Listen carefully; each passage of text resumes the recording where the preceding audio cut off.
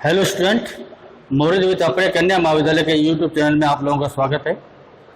आज अपने इस वीडियो में देखने वाले हैं फंक्शन की डेफिनेशन, यानी फंक्शन को डिफाइन करना। इससे पहले जो वीडियो बनाया था आप लोगों ने, जो बनाया था उसमें देखा था, आप लोगों ने पढ़ा था कि फंक्शन को डिक्लेयर किया था। उस समय आप लोगों ने केवल फंक्शन को डिक्लेयर करना सीखा था। आज अपने सीखेंगे इस वीडियो के द्वारा कि अपने फंक्शन को किस प्रकार से उसकी डेफिनेशन कर सकते हैं या उसको डिफाइन कर सकते हैं। तो शुरू करते हैं।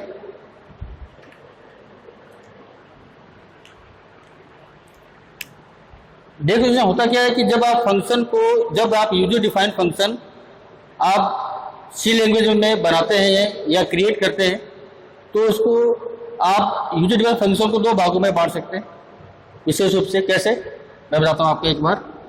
जैसे मान लीजिए आपका क्या ये फंक्शन है, इस फंक्शन को मैं अगर बांटूं तो मैं इसके एलिमेंट बता रहा हूं मैं आपको कि अगर फंक्शन के एलिमेंट्स को बांटा जाए तो वो बता रहा हूं मैं आपको। ये फंक्शन का प्रकार नहीं है। ये फंक्शन के अंदर जब आप यूजर डिफाइंड फंक्शन डिफाइन करेंगे या डिक्लेयर करते हैं, उस समय फंक्शन को किस रूप में होता है उसको देखते हैं। पहले पहला होगा आपका ये हेडर पार्ट। कौन सा होगा आपका? हेडर पार्ट होगा, या आप उसको बोल सकते हैं फंक्शन हेडर बोल सकते हैं। इसको क्या बोल सकते हैं? फंक्शन हेडर पार्ट बोल सकते हैं। फिर दूसरा होगा आपका फंक्शन बॉडी पार्ट। क्या होगा? फंक्शन के body part. Function header part में क्या क्या चीज आएगी और फंक्शन के बॉडी पार्ट में क्या क्या चीज आएगी, तो मैं यहां लिख देता हूं। फंक्शन के पहले हेडर पार्ट की बात करते हैं, तो सबसे पहले आएगा टाइप, दूसरा आएगा फंक्शन नेम, तीसरा आएगा आपका पैरामीटर लिस्ट। ये आपने जो पढ़ाई, आप ये जो देख रहे हैं टाइप, फंक्शन नेम और पैरामीटर लिस्ट, ये जब आपने फंक्शन को डिक्लेयर किया था उस समय भी इन्हीं का प्रयोग किया गया था। तो ये तीनों आपके क्या है? फंक्शन हेडर पार्ट में उसी तरह के आपके क्या नाम यूज आएंगे जिस प्रकार से आपने इसको डिक्लेयर करते समय आपने इसको काम में लिया था। अब बात करते हैं कि फंक्शन के बॉडी पार्ट में क्या क्या आएगा, वो देखते हैं।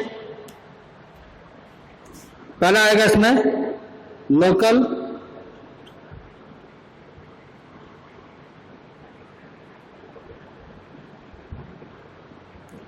वेरिएबल डिक्लेरेशन,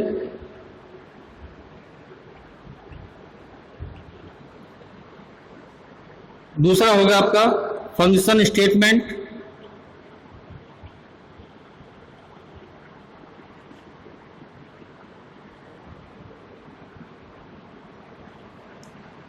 और तीसरा होगा रिटर्न स्टेटमेंट।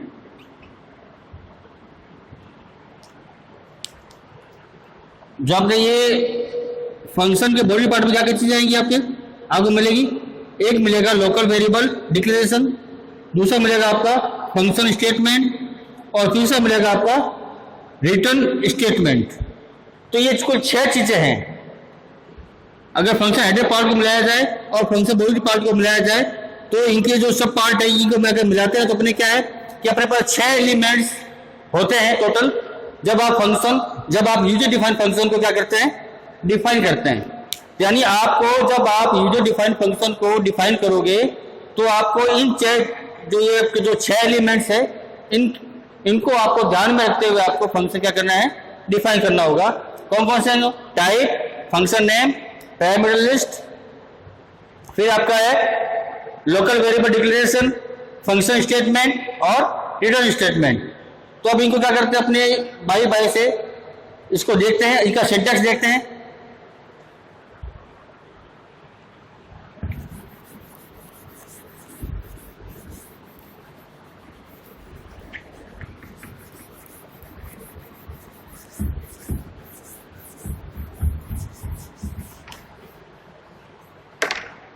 जब आप फंक्शन को डिफाइन करेंगे तो आपको कब मिलेगा?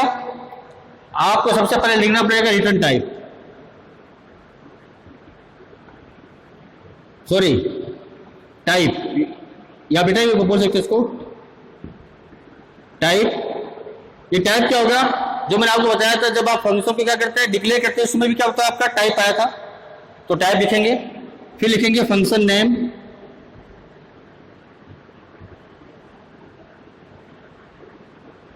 फिर आपका आएगा पैरामीटर,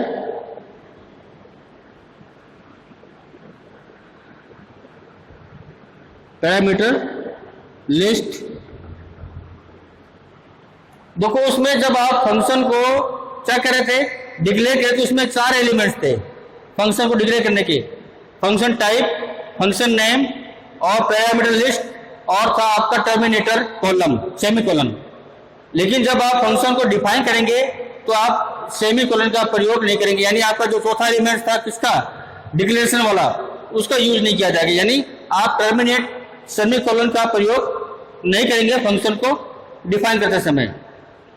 उस चौथे एलिमेंट का प्रयोग कब किया जाता है, जब आप फंक्शन का प्रोटोटाइप बताते हैं या जब आप फंक्शन को डिक्लेयर करते हैं, उस समय आपको क्या लगाना पड़ता है कि सेमीकोलन लगा के आपको उसको टर्मिनेट करना पड़ता है। लेकिन जब आप फंक्शन को क्या करते हैं डिफाइन करते हैं, तो केवल 3 आपके एलिमेंट्स होंगे इसमें हेडर के अंदर, टाइप, फंक्शन नेम और पैरामीटर लिस्ट। ये तीनों क्या है, ये आपके क्या है फंक्शन, क्या नाम है, हेडर पार्ट है।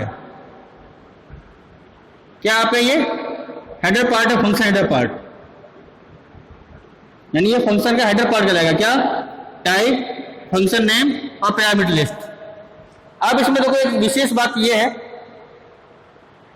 कि जब आप फंक्शन को डिक्लेयर करते थे तो आप क्या लिखते थे, आप उसको इस प्रकार लिखते थे, जैसे मान लीजिए एग्जांपल मैं यहां करता हूं, ये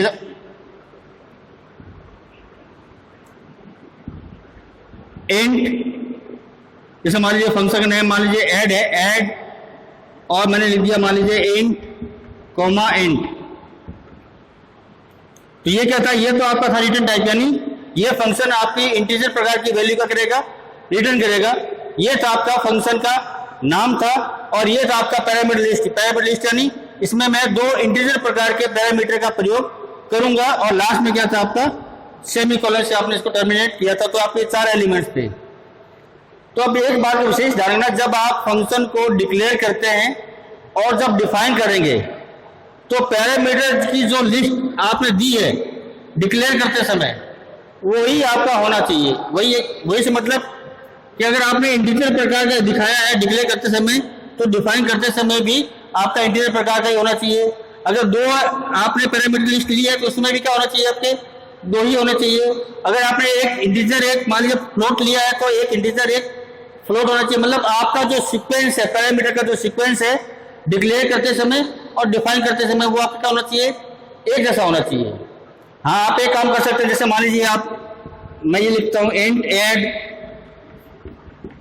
इंट ए कॉमा इंट बी। मैंने ये क्या किया, मैं फंक्शन को जब डिक्लेयर करता हूं उस समय मैं चाहूं तो पैरामीटर के टाइप दे सकता हूं, और चाहे तो मैं वेरिएबल का नाम भी दे सकता हूं, दोनों ही सही है। मैं ये भी कर सकता हूं, ये भी कर सकता हूं। लेकिन आपका जो मेन सीक्वेंस है, इंटीजर है तो इंटीजर होगा, और जो क्या नाम है फ्लोट है तो आपका क्या होगा, फ्लोट होगा। जितने आपने लिए हैं, अगर इंट 1 लिया है, एक पैरामीटर लिया, तो एक पैरामीटर आपको देना पड़ेगा डिफाइन करते समय। अगर 2 पैरामीटर लिया है, तो फंक्शन को डिफाइन करते समय आपको 2 पैरामीटर यूज लेना पड़ेगा। अगर 3 है, तो आपको 3 काम में लेने होंगे। हाँ, लेकिन आप एक काम कर सकते हैं, जैसे मान लीजिए आपने डिक्लेयर करते समय तो आपने क्या लिख दिया, इंट ए और इंट बी।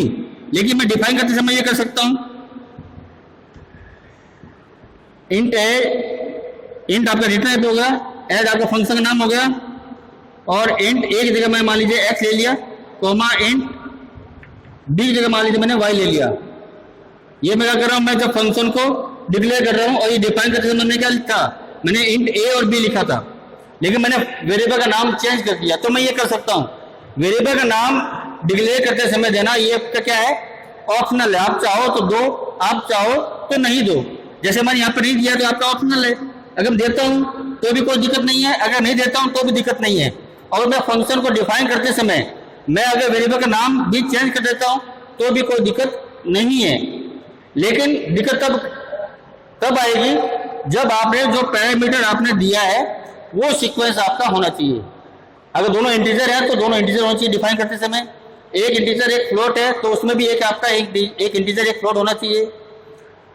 जितने पैरामीटर आपको इसमें क्या नाम है डिक्लेयर करते समय आपने दिए हैं, उतने पैरामीटर आपके क्या होना चाहिए, डिफाइन करते समय भी आपके होने चाहिए। इस बात का आपको विशेष ध्यान रखना होगा फंक्शन को डिक्लेयर और डिफाइन करते समय। तो ये मैंने आपको बताया, एक एग्जांपल बताया, जैसे मान लीजिए ये क्या है आपका, ये आपने डिक्लेयर किया, मैं इसको क्या कर रहा हूँ, डिफाइन कर रहा हूँ।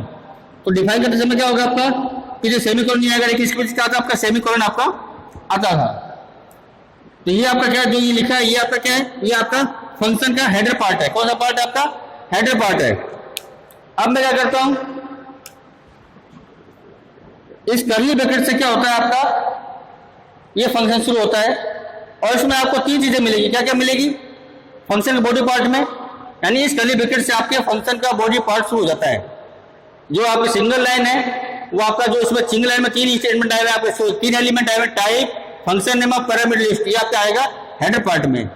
इसके अलावा जो इसमें क्या है, फंक्शन बॉडी में क्या आएगा आपका, फंक्शन बॉडी में आएगा लोकल वेरिएबल, लोकल वेरिएबल, ठीक है। लोकल वेरिएबल होता है, एक बात का ध्यान रखना, लोकल वेरिएबल भी आपका क्या है, ऑप्शनल है।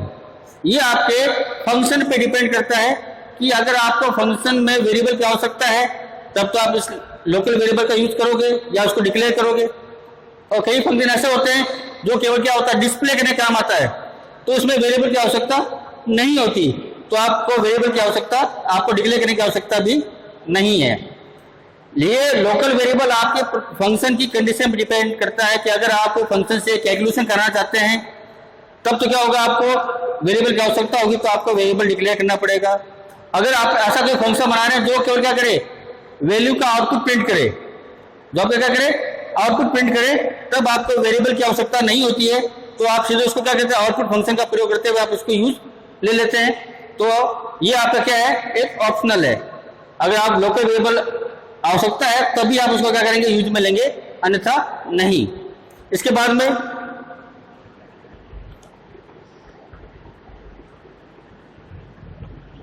फंक्शन स्टेटमेंट,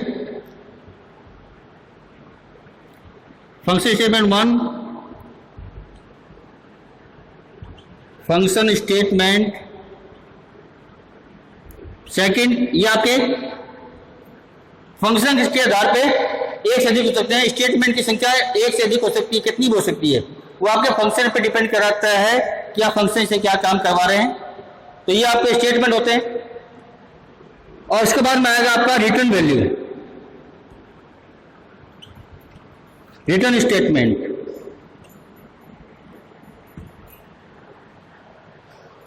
अब थोड़ा ध्यान दीजिए आप लोग, जैसे लोकल वेरिएबल का डिक्लेरेशन आपका ऑप्शनल था, उसी प्रकार से रिटर्न स्टेटमेंट भी आपका क्या है, ऑप्शनल है।